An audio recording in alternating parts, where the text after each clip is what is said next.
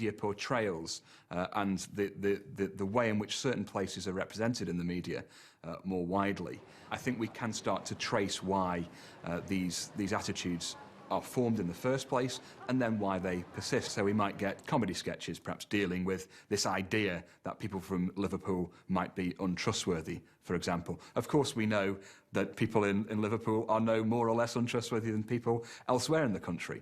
But this idea, this stereotype, is perpetuated in other forms of media, and those can then seep into people's judgment of what they hear when they hear somebody with a Liverpudlian accent. Everton and Liverpool supporters, the best supporters in the football league. The best supporters in the best footballers. When I do stand-up, I will have a crack at everybody's accent wherever I go.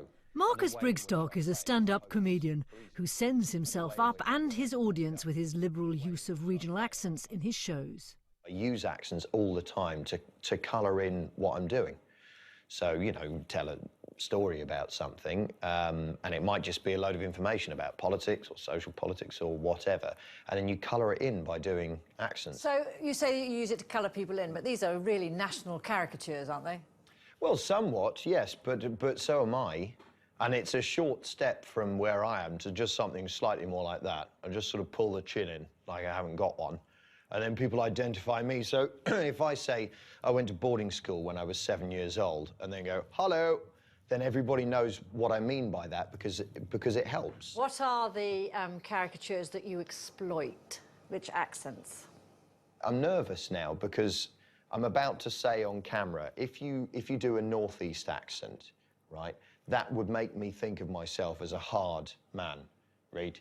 So I'm from Newcastle and I've got a job and I didn't mind going out on a Friday. There's people in Newcastle now going, right, that's it, I'm going to kill him.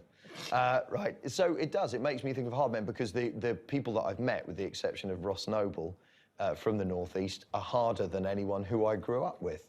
So there's a link from accent to a character type, which certainly isn't true of people from the northeast. I mean, the people in Durham are very soft. Do you think that using accents in comedy is continuing the prejudice? Yes. Yes, it is. Yeah, absolutely. I was about to sort of squirm there and try and find something else to say. Yes, it is, absolutely. But I don't feel particularly bad about that. I don't sort of think, oh, you know, I'm making it worse every time I do a Devonshire accent and characterise people in a certain way, that I'm responsible for the way in which politics and journalism are failing to reflect how Britain is. But in some parts of the country where tradition is celebrated, there are pockets of resistance. Here in the Norfolk Broads, the way you speak isn't just a question of where you come from, but who you are. When I was a boy, back in the 50s, in a mid-Norfolk village, predominantly agricultural, everybody worked on the land, to see a newcomer or a stranger was quite an event. And everybody did speak, quite unconsciously, if you like, with a Norfolk accent. You wouldn't say good morning, hey, going on, boy? And that would be daily routine for everybody. Keith Skipper set up the Norfolk Dialect Society in 1989 to combat inaccurate portrayals of his native tongue and to preserve its idiosyncrasies for future generations.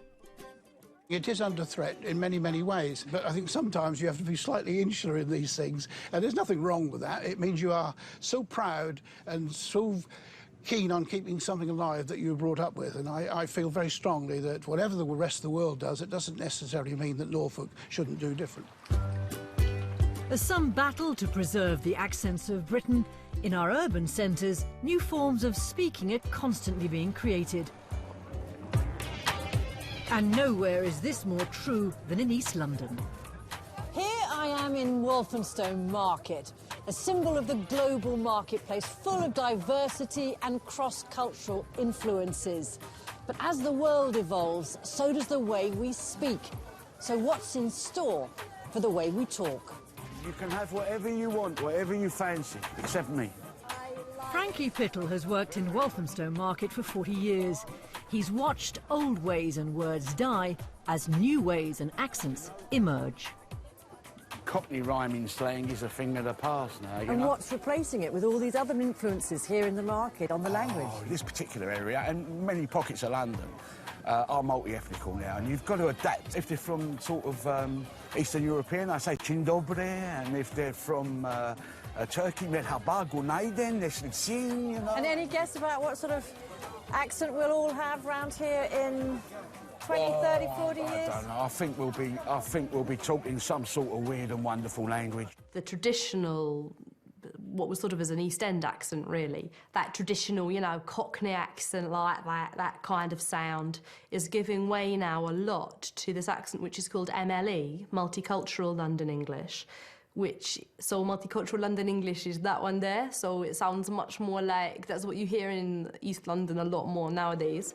So whereas that old-fashioned Cockney accent owed a lot to immigration from Eastern Europe, the more modern Multicultural London English owes a lot to immigration from the Caribbean, and the way that the sounds from those accents interact with what's already there in London end up producing these new sounds. I enlisted the help of some young Londoners to give me a masterclass in MLE, Britain's fastest growing accent. What's guanin? Could you say that again for What's me? guanin? What's guanin? Yeah, I don't even know. How do you spell that? Don't know. I've never written it down. There's what's going on, there's what's guanin. It's Jamaican, isn't it? Yeah. There's Yeah, another one. that's another one. Brethren, Well, I don't know what it means. which is brethren, but with the way that the Jamaicans say it's different. Like, As in brothers? Yeah, kind of. Yeah. Are there any Asian words that are creeping in? I wouldn't actually know, you know, because it's been mixed in, and that's now how we speak. Everybody's talking at me. Accents are changing all around us all the time, carrying our island history with them as we talk. Can I have lemon? Our perceptions of them change too, reflecting both trends in power and prejudice. You can use this one reversible. So what's in favour today may be frowned upon tomorrow, and those we currently feel prejudice towards may one day become the voices we aspire to. I think I speak excellent English. What do you think? If you'd like to find out more about our special survey on accents, the complete findings are available on our website at itv.com/tonight. Until next week, though, good evening and thanks for watching. Coming up next week, bargains in the sun with Euro property prices at rock bottom. Is now the time to take the plunge? Why wouldn't you want to wake up somewhere like this? Can't really go wrong.